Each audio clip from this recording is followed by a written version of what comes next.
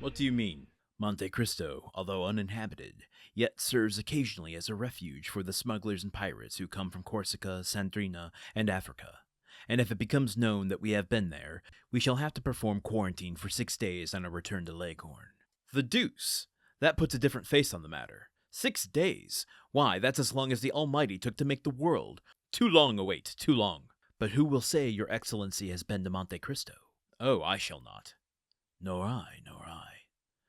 Nor I, nor I, chorused the sailors. Then steer for Monte Cristo. The captain gave his orders, the helm was put up, and the boat was soon sailing in the direction of the island. Franz waited until all was in order, and when the sail was filled, and the 4 sailors had taken their places, 3 forward and 1 at the helm, he resumed the conversation. Gaetano, said he to the captain, you tell me Monte Cristo serves as a refuge for pirates, who are, it seems to me, a very different kind of game from the goats. Yes, your Excellency. And it is true. I knew they were smugglers, but I thought that since the capture of Algiers and the destruction of the Regency, pirates existed only in the romances of Cooper and Captain Marryat. Your Excellency is mistaken. There are pirates, like the bandits who were believed to have been exterminated by Pope Leo XII, and who yet, every day, rob travelers at the gates of Rome. Has your Excellency heard that the French Chargé de Javert was robbed 6 months ago within 500 paces of Aletri? We are continuing with the mini-adventures of Franz, a literal tourist of these Mediterranean waters, and like his aristocratic upbringing, he's really showing his naivete.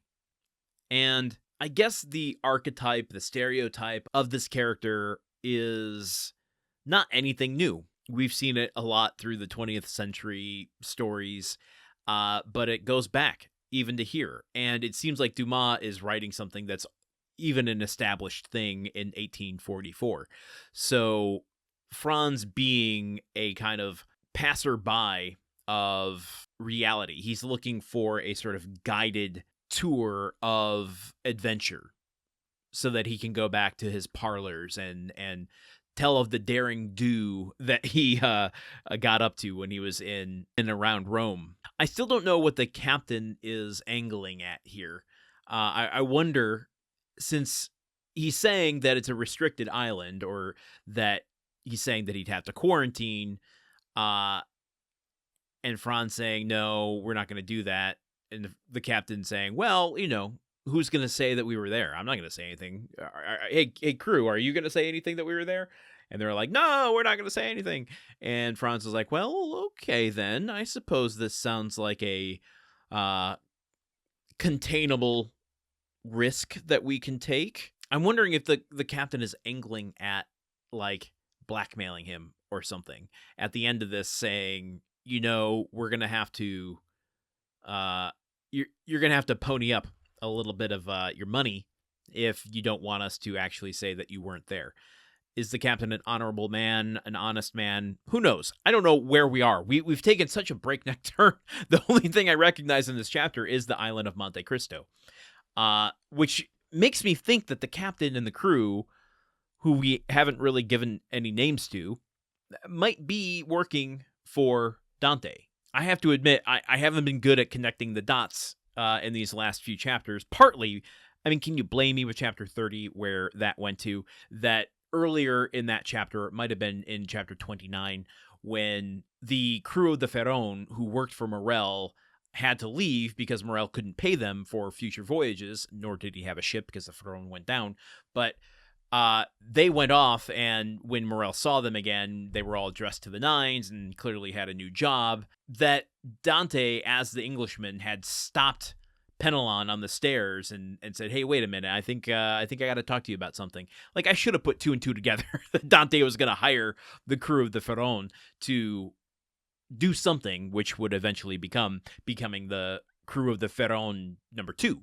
But this has been, as we said, 8 years hence. Could this still be the crew of the Pharaon? Could this be the crew of the Legion Amélie? What happened to Jacopo? There's so many characters that have disappeared. I feel like I need a character map. I'm going to hang up in my little podcast studio here a corkboard that I can wrap string around and tie all the things together. I realize that I've already, in this imaginary podcast studio scenario, put up Batman monitors. So I'm mixing my metaphors. I guess I don't need that corkboard.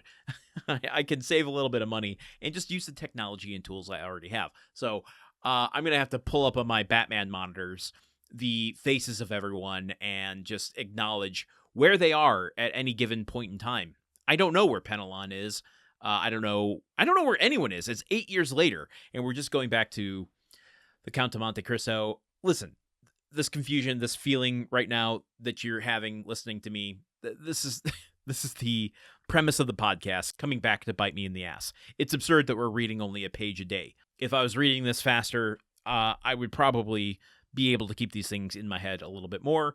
So I think moving forward, I am going to keep a database of sorts for myself to be able to know the status of any character at any given time. Okay, is there anything else that I want to talk about today? I talked a little bit about Franz being the aristocrat, showing his education, knowing Cooper and Captain Marryat. Clearly, he's well-read. The naivety showing there that he thinks that the reality of the situation, that, you know, he pays his taxes, presumably. I don't know. This is France. I don't know how that system works. But he is trusting in the governments of the world to have cleaned things up following Napoleon, and that pirates are a thing of romantic novels, not a thing of reality anymore. How wrong he is. We got so much of Chapter 31 to go. Let's just continue, shall we? Join me here tomorrow for a little bit more. Until then, okay, goodbye. The Countdown of Monte Cristo is part of the Gruntwork Podcast Network.